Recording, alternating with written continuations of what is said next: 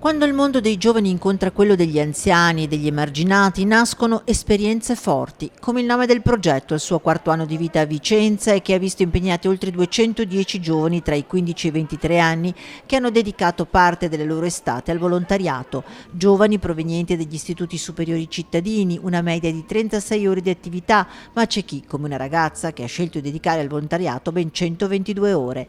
C'è chi ha scelto di collaborare con le strutture degli anziani, dove tra gioco, accompagnamento, lettura, ma anche semplice cura, è nata un'esperienza positiva anche per gli stessi anziani. Li accoglievano ogni pomeriggio, li attendevano come fossero i nipoti che arrivano. Ecco. Molti ragazzi, ci siamo accorti ad esempio, non sanno giocare a briscola. Grazie agli anziani hanno imparato anche a giocare a briscola, ma poi non è solo l'attività, è proprio la relazione, la vicinanza, lo scambio intergenerazionale che avviene. Ragazzi che hanno collaborato nell'organizzare attività sportive, ludiche, ricreative, espressive e artistiche per bambini e ragazzi.